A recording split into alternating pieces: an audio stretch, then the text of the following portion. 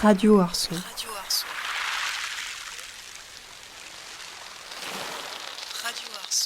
Une série de podcasts proposés par la bibliothèque de la Villa Arson.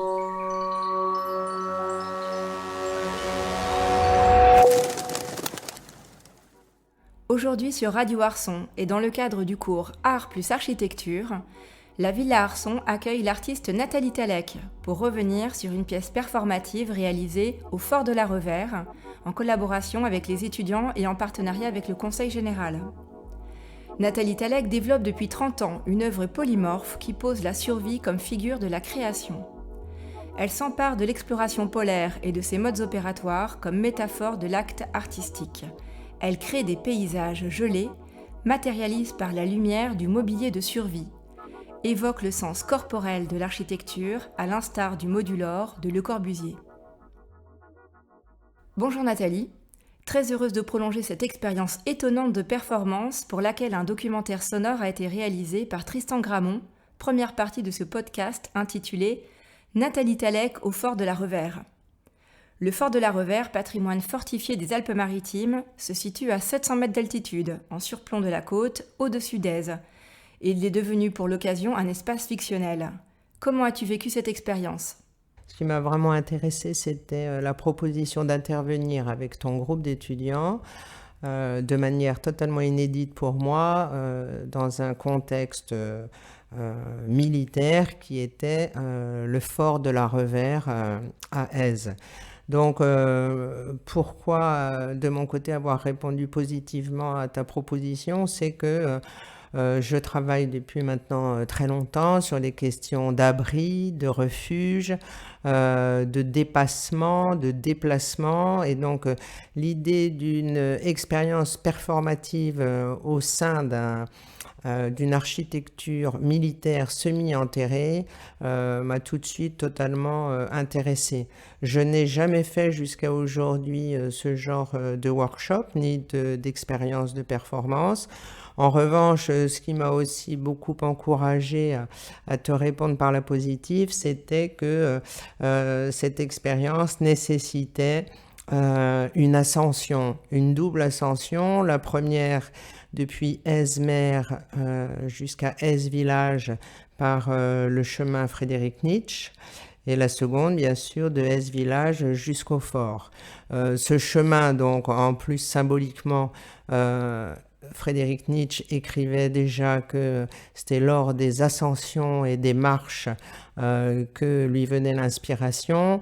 Et là encore, il y a avec moi des parallèles, des proximités, puisque la plupart de mes projets, je les imagine, je les invente dans des moments de montée, dans des moments de chemin gravi.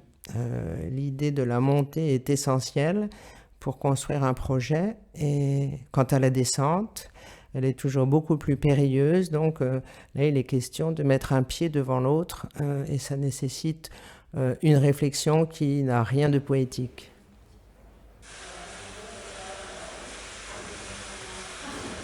Oh là là. Oh my God. Non.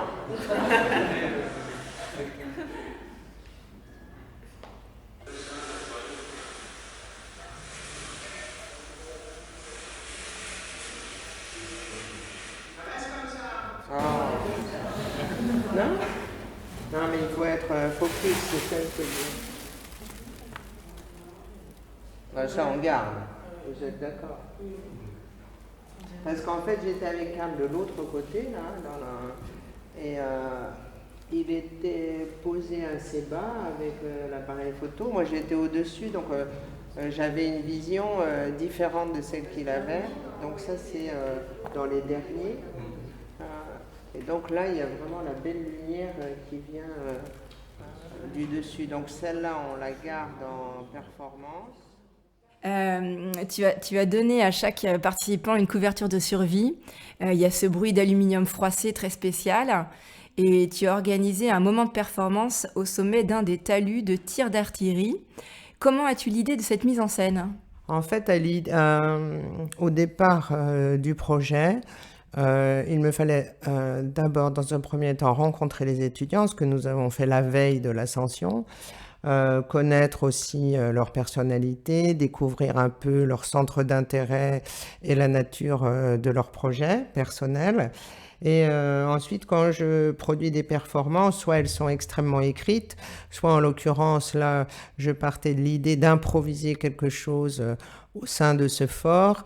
Le seul matériel dont j'avais besoin de disposer, c'était un ensemble de couvertures de survie dont j'imaginais pouvoir faire l'usage à plusieurs endroits du site. Le moment particulier que tu décris, en effet, c'est un moment, encore une fois, où l'aléatoire a énormément joué. On était au sommet de ce fort, sur un talus en herbe, et le vent soufflant tellement fort, j'ai eu l'idée de produire une sorte d'alignement de couverture de survie en suspens.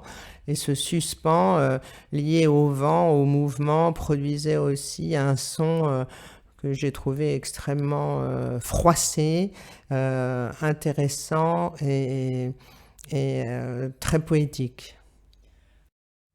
Et il y a eu aussi au sein même du fort, lors d'une expérience avec le télégraphe optique, un autre moment que j'appellerais de pure révélation, qui a consisté à produire une sorte de concert dans un espace confiné avec un ray de lumière zénitale, à partir toujours de ces couvertures de survie où j'ai tenté de faire une sorte de musique improvisée où chaque étudiant froissait, tapait, cognait, étendait, secouait la couverture de survie, et là ça produisait aussi une sorte de brouhaha assez intense au milieu de cet espace.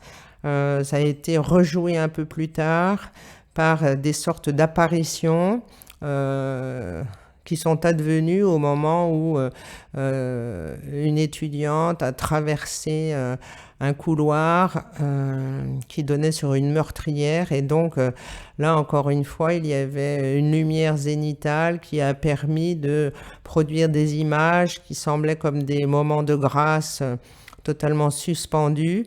Donc tout ça a été vraiment consécutif à l'expérience du lieu lui-même, de ses lumières et je dirais, de ce contexte de résonance, que ça soit des résonances réelles ou figurées, avec l'ensemble de l'environnement.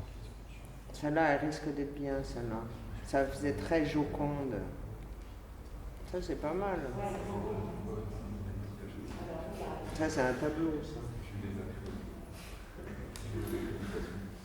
Ça, on garde.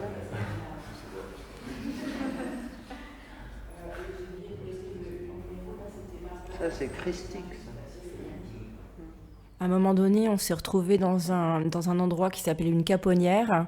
C'est une sorte de bloc de bâtiment qui vient à l'extrémité du plan général du fort, qui a une forme de losange. Et il y a 3 caponnières qui viennent aux angles de ce bâtiment. Et les caponnières sont des endroits de retranchement et de défense. Dans cette caponnière, il y avait une pièce voûtée. Et tu as demandé aux étudiants d'endosser les couvertures de survie complètement, de se recouvrir de couvertures et de se positionner debout contre un mur. Et tu les as regroupés. Oui, l'idée c'était de produire comme un tableau auratique et aussi un tableau vivant à partir de ces formes qui deviennent organiques mais qui n'ont plus vraiment de visage. Donc de ces formes organiques qui, accumulées les unes près des autres, forment une sorte d'amas de corps qui me semblait intéressant dans ce contexte. Un amas de corps entièrement doré, oui. Une sorte de trésor. Voilà, un trésor, un ensemble visuellement très précieux. Mais auparavant, tu avais déjà travaillé sur des batailles, sur des paroles de bataille. Et ça a donné lieu à un livre dans la collection des écrits d'artistes, Paroles gelées. Oui, ça c'est une édition Beaux-Arts de Paris pour laquelle j'ai travaillé avec Jean-Yves Joannet.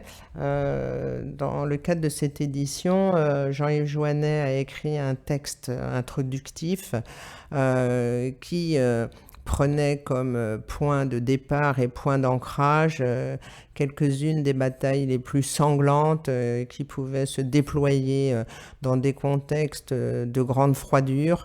Donc c'est là que la rencontre avec Jean-Yves a été foudroyante, puisque entre l'univers qui est le mien autour du froid, du blanc, du gel, il y avait le goût de Jean-Yves, bien sûr, pour les questions de guerre. Et donc nos deux univers se sont à ce moment-là rencontrés. Merci beaucoup Nathalie. Merci à toi Caroline, ce fut formidable. Pour ce workshop, on remercie également Marine Griffiths et Philippe Thomassin du Conseil général, ainsi que Christophe Fine et son père de l'association Avae pour leur accueil et leur accompagnement au Fort de la Revers. Et puis on espère une suite en 2026.